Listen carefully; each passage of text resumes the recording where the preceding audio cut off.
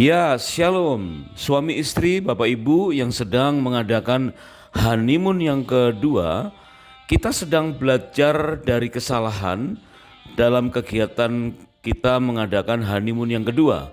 Nah, pada episode yang ke-21 kali ini, kita akan belajar dengan tema khusus yaitu istri tidak bekerja. Nah, bagaimana sikap kita suami dan istri untuk menyikapi kemungkinan-kemungkinan apakah istri bekerja atau menghasilkan finance yang akan membantu kehidupan rumah tangga, ataukah hanya sebagai ibu rumah tangga, dalam tanda petik hanya ya sebagai ibu rumah tangga atau tidak bekerja di luar atau tidak berkarir di luar rumah. Episode yang ke-21 ini berhubungan sekali dengan kitab Kejadian pada perikop yang ke-6, yaitu tentang gombal rumahan bukan murahan. Bagaimana suami dan istri hendaknya masing-masing memahami adanya perbedaan secara psikologis. Ada banyak hal yang perlu disikapi dengan sikap yang positif. Mengingat perbedaan secara psikologis ini munculnya atau kepekaan waktu menghadapinya adalah ketika setelah menikah. Sehingga ada banyak orang yang setelah menikah, ada banyak pasangan yang begitu menikah seolah-olah kehilangan madu dalam pernikahan mereka, sehingga mulai menyadari ada banyak sekali perbedaan terutama secara psikologis.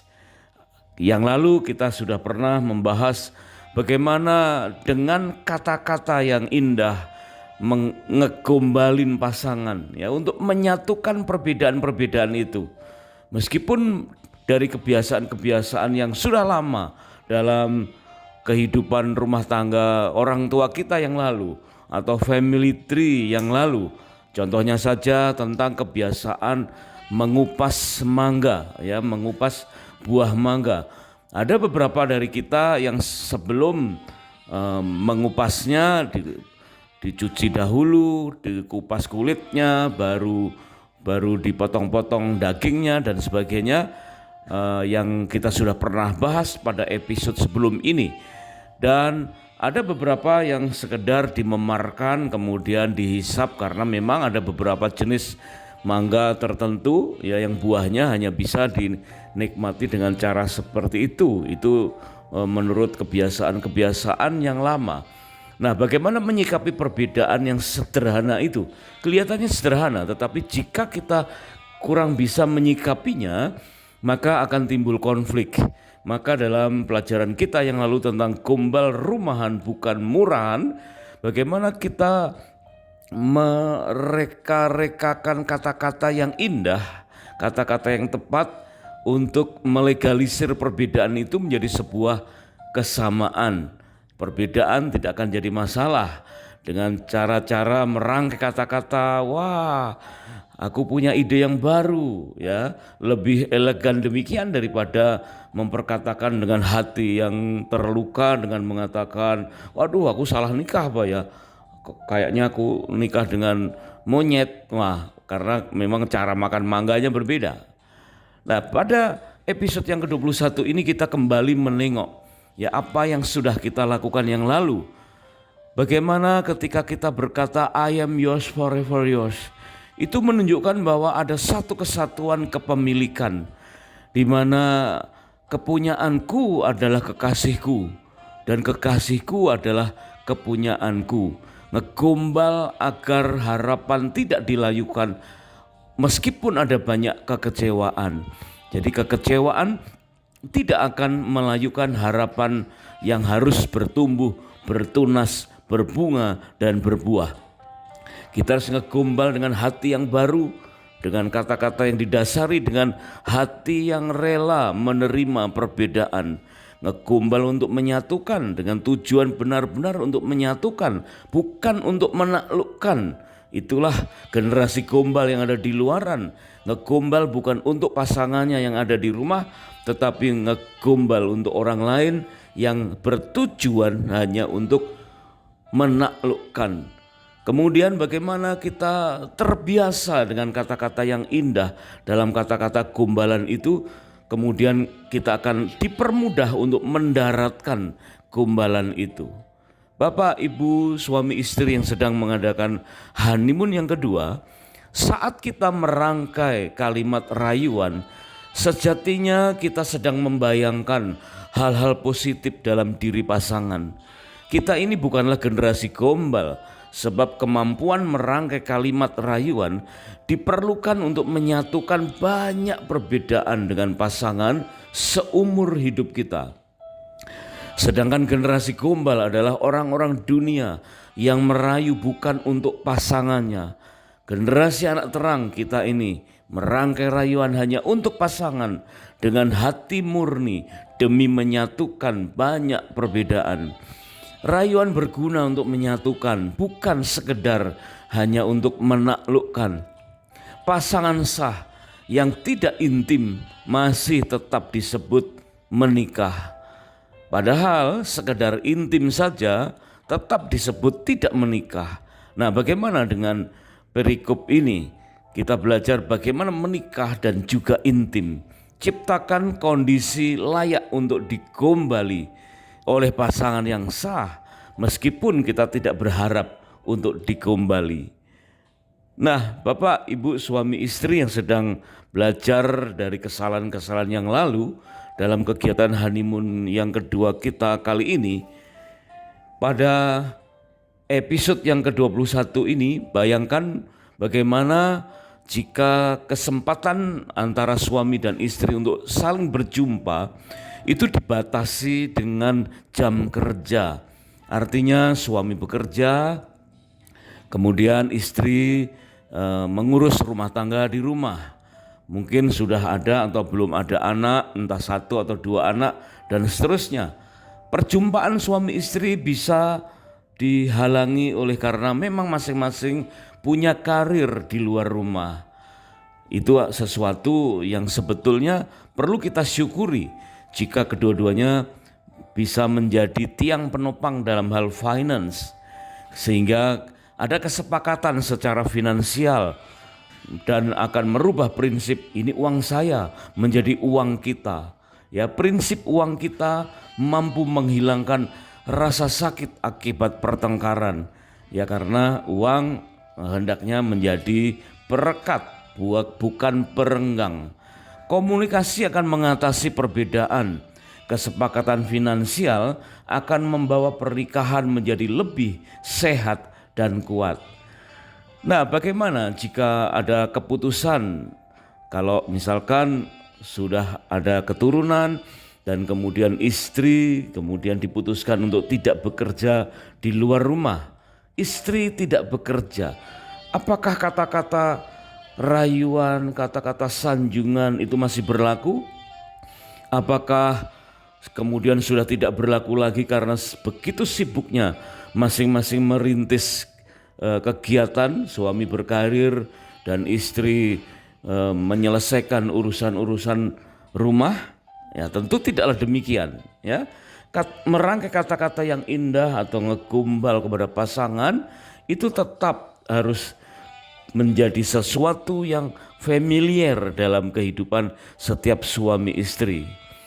Bahkan ada beberapa pasangan yang mengeluhkan, ya, mengapa istrinya terlalu asik dengan pekerjaan rumah tangga sehingga berdampak terlalu memperhatikan kehidupan rumahnya atau urusan rumahnya, terlalu memperhatikan atau terlalu disibukkan oleh persoalan anak-anak sehingga suami merasa kurang diperhatikan. Ada satu keluhan yang kisahnya sangat-sangat dramatis, ya, yaitu dikisahkan seorang suami, anggap saja namanya Bapak Mukidi. Ya, ini nama yang sudah biasa menjadi analogi. Bapak Mukidi seorang pekerja yang sangat giat, ya, dan sedang menghadapi berbagai persoalan rumah tangga, kemudian menjumpai seorang psikolog atau katakanlah seorang konselor. Bapak Mukidi ini menjumpai seorang konselor dan kemudian Seorang konselor menyapa, apakah pekerjaan Pak Mukidi sekarang? Kemudian Pak Mukidi berkata, saya bekerja sebagai akuntan di sebuah bank. Nah, kita tahu bahwa pekerjaan ini menyita waktu yang sangat ketat. Bahkan tiba di rumah pun sudah terlambat, tapi juga seringkali masih disibukkan dengan pekerjaan rumah, ya pekerjaan kantor yang dibawa ke rumah untuk menyeleksi demi kegiatan-kegiatan yang akan datang. Kemudian konselor ini menyapa kembali, bagaimana dengan istri Bapak? Nah, secara spontan Pak Mukidi berkata, dia tidak bekerja, hanya ibu rumah tangga biasa. Wow, kata hanya ini jika kita membaca suatu artikel dengan tanda petik kita bisa memahami bahwa kata hanya ya itu sebetulnya bukan sesuatu yang sederhana, tetapi sesuatu yang spesial. Ibu rumah tangga itu sesuatu yang spesial, tetapi Pak Mukidi berkata dia tidak bekerja. Ya, Pak Mukidi menceritakan istrinya, dia hanya ibu rumah tangga biasa. Kemudian konselor bertanya kembali, tiap-tiap pagi siapa yang menyediakan sarapan? Pak Mukidi menjawab, istri saya yang menyediakan sebab ia tidak bekerja. Wow, dengan satu penekanan, ia tidak bekerja, ya artinya tidak berkarir di luar rumah. Kemudian konselor bertanya kembali, jam berapa istri Anda bangun untuk menyediakan sarapan? Pak Mukidi menjawab, jam 6 pagi dia sudah bangun. Karena sebelum membuat sarapan dia akan beres-beres rumah dulu. Jadi jam 6 pagi itu paling lambat, bisa lebih pagi lagi. Kemudian konselor bertanya, lalu anak-anak Pak Mukidi ke sekolahnya bagaimana? Pak Mukidi menjawab, ya istri saya yang mengantar sebab dia tidak bekerja. Kembali kata tidak bekerja ini diucapkan dengan cara yang sangat-sangat penuh stressing. Ya, kemudian konselor bertanya, selepas mengantar anak-anak, apa yang selanjutnya istri Bapak lakukan? Pak Mukidi menjawab, dia pergi ke pasar, dia berbelanja, kemudian kembali ke rumah untuk memasak dan membereskan jemuran. Istri kan tidak bekerja. Nah, tetap dengan nada yang berbeda dengan kalimat sebelumnya, ya. Kemudian konselor bertanya, petang hari selepas Pak Mukidi pulang ke rumah, apa yang Bapak lakukan? Pak Mukidi menjawab, ya beristirahat, karena seharian saya capek bekerja. Bahkan kadang-kadang saya masih perlu membereskan pekerjaan kantor yang saya bawa ke rumah.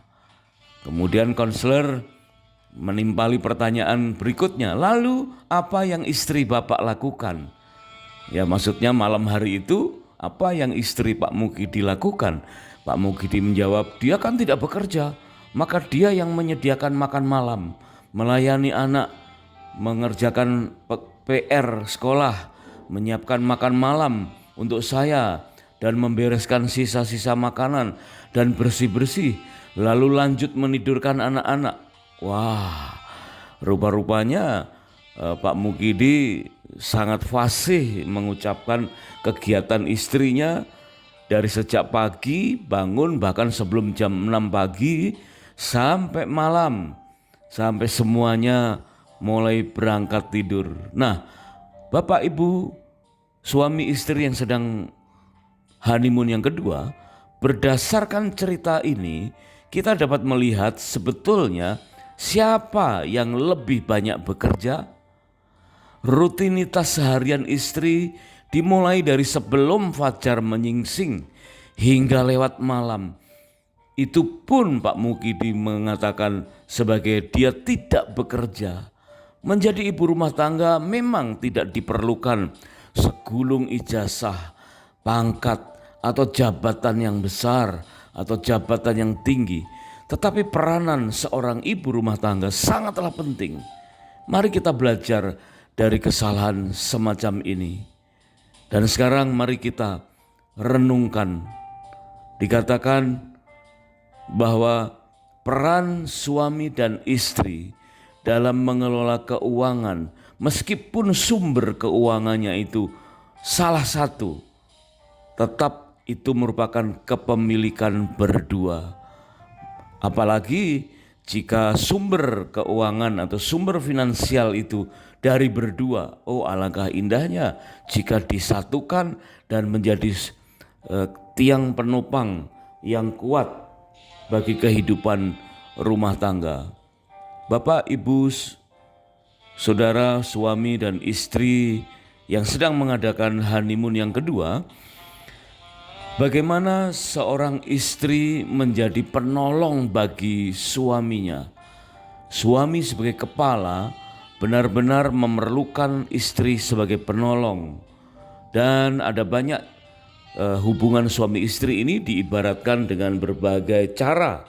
Antara lain, suami ini diibaratkan sebagai layang-layang yang sanggup terbang melayang tinggi sekali.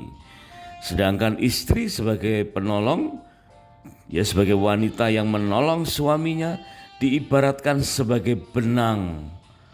Tanpa istri, tanpa wanita, laki-laki tidak akan menjadi apa-apa.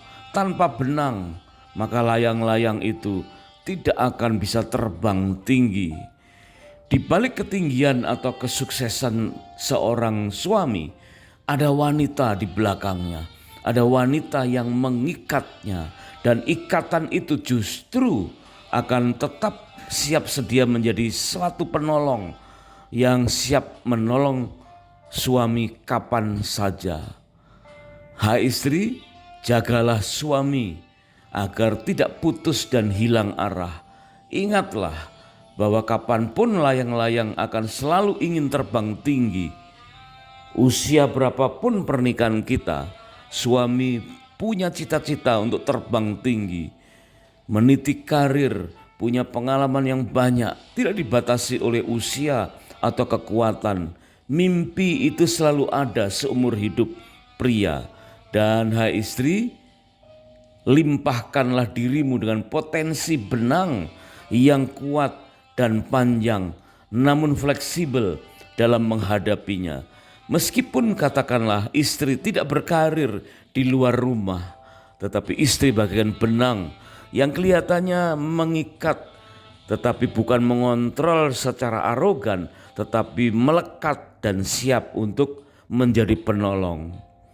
Suami sebagai kepala yang peka menemukan starting point, menemukan titik awal untuk memulai hal-hal yang baru.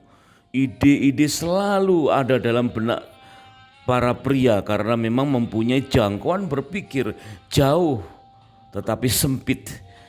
Ada banyak strategi baru yang dimulai dengan kepekaan pertolongan dari seorang istri.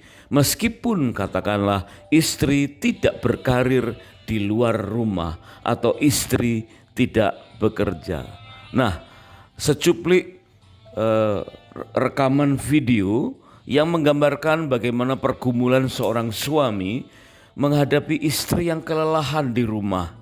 Sebagai istri yang terlalu sibuk dan terlalu lelah dengan aktivitas rumah tangga, tetapi suami salah merespon permintaan istri ketika perlu ditolong.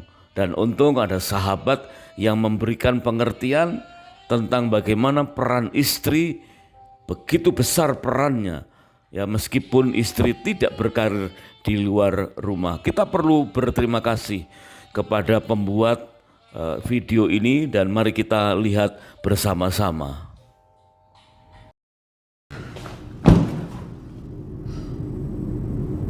Babe, can you help me with the laundry? Isn't that your job? I just need a hand. I work in an office, so when I come home, I get to relax. Honey, you're doing the laundry? It's late. Don't you have work tomorrow? Baby, I'm sorry that I was disrespectful earlier today. Your work at home is just as valuable as my work at the office. And your time is worth just as much, if not more. Can you forgive me? Of course. Don't forget to appreciate that hard-working person at home. The kind of person that makes sure there's always hot food on the table, that keeps the entire house clean, or is always taking care of everyone else, and still manages to do everyone's laundry. Not everyone who works is given a paycheck, and not all work is done in an office. But that doesn't make it any less valuable, so always appreciate that person at home. The one that prioritizes everyone else's needs over their own, because that gratitude may be the only compensation that they receive. Nah, suami istri, bapak ibu yang sedang mengadakan honeymoon yang kedua, bagaimana perasaan kita setelah melihat cuplikan video semacam tadi? Di situ kita bisa melihat bagaimana gambaran hubungan yang kurang harmonis antara seorang suami dan istri dalam kegiatannya masing-masing. Meskipun kita tahu seorang suami ini merupakan pria yang berkarir baik, bahkan disebutkan memiliki penghasilan ya sekitar 350.000 per jam atau 2,8 juta rupiah per hari. Ini suatu tingkat penghasilan yang sangat luar biasa. Dan istri yang tidak berkarir di rumah ya oleh suami ini dianggap terlalu disepelekan. Bahkan kata-katanya dengan ketus mengatakan, berapa rupiah yang kamu bisa hasilkan? Ya, berapa rupiah per hari?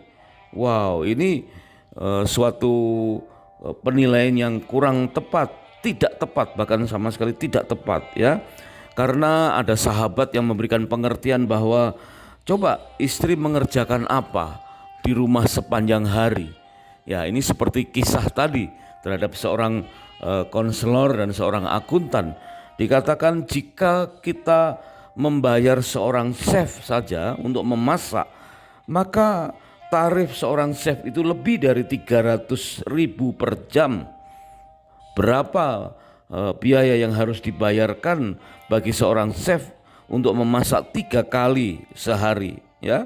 Jasa cleaning service untuk rumah saja sekarang rata-rata 120 sampai 150.000 per 3 jam.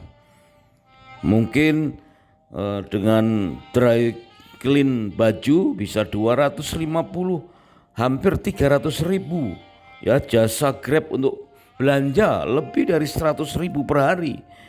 Cuci pakaian, laundry spray, menjaga anak sebagai babysitter, waduh tidak terhitung ya berapa biaya yang harus dikeluarkan. Nah, dari kisah itu menunjukkan bahwa selayaknya lah suami mempelopori, merangkai kata-kata yang indah, tetap terampil ngegombal terhadap istrinya. Meskipun katakanlah istri tidak menghasilkan uang secara nominal setiap hari, apalagi setiap bulan sebagaimana yang dilakukan atau yang dihasilkan oleh suami, tapi istri itu punya peranan yang begitu luar biasa. Sebab itu pesan khusus untuk para istri, para wanita ya. Jadilah wanita yang kreatif, tetap tekun mengerjakan hal demikian sambil menanti kemampuan suami untuk merangkai kata-kata pengakuan sebagaimana Adam berkata kepada Hawa, ini dia daging dari dagingku dan tulang dari tulangku. Kita harus kembali kepada kisah Adam dan Hawa pada saat penciptaan awal mula, di mana pada saat itu hanya ada seorang Adam dan hanya ada seorang Hawa.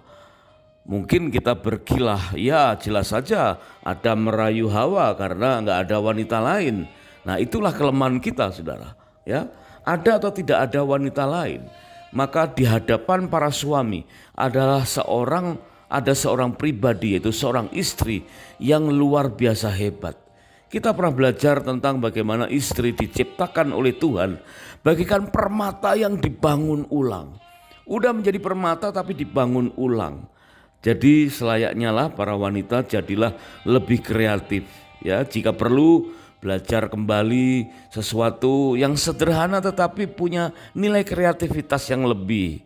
Masak bukan memasak masakan yang udah biasa, tetapi kreasikan dengan masakan-masakan yang tidak biasa ya. Mungkin kalau kita punya family tree, punya keluarga di masa kecil memasak dengan sebutan masakan-masakan sesuai dengan sebutan di masa yang lalu, mungkin ciptakanlah masakan yang malahan kita tidak bisa menyebutkannya. Ya, ini nama masakan apa? Sebutkan aja bahan dasarnya. Ya, mungkin kalau orang dari masing-masing suku kita punya masakan-masakan unggulan, bolehlah. Ya, kita belajar masakan-masakan khas dari masing-masing suku, atau suku kita berbeda dengan suku pasangan. Ya, kita saling mencoba masakan dari suku yang berbeda. Tetapi juga bisa saja dengan kreativitas yang baru. Ya, kita mengkreasikan, para wanita mengkreasikan sesuatu yang benar-benar baru, ya, benar-benar wow, yang belum pernah ada. Ya, ciptakanlah sesuatu yang memang belum dikenal dengan istilah-istilah yang biasa. Jadikanlah masakan yang ibu masak sebagai masakan rumahan, tapi bukan murahan. Apa yang ada di rumah itu bukan sesuatu yang murah. Apa yang ada di rumah itu sesuatu yang sangat luar biasa, di mana Tuhan bertahta di dalam rumah tangga kita, dan Tuhan siap melakukan atau menciptakan musisat-musisat yang selalu baru. Sesuatu yang ada di rumah bukan murahan, tetapi sesuatu yang ada di rumah, sesuatu yang sungguh sangat luar biasa. Jadi jangan berkecil hati para wanita, para istri, meskipun tidak berkarir di rumah, bukan berarti istri tidak berpenghasilan, tetapi punya peranan bagaikan berpenghasilan yang tinggi. Demikian juga para suami, mari kita pandang istri meskipun tidak berkarir di luar rumah, tetapi istri sungguh-sungguh sesuatu yang sangat luar biasa mengamankan kehidupan rumah tangga dalam segala hal. Meskipun istri tidak bekerja atau tidak berkarir di luar rumah, tetapi perannya begitu luar biasa. Kiranya Tuhan memberkati pernikahan dan rumah tangga kita. Mari kita terus belajar dari kesalahan-kesalahan yang ada dalam kegiatan honeymoon yang kedua. Tuhan memberkati kita semua. Amin.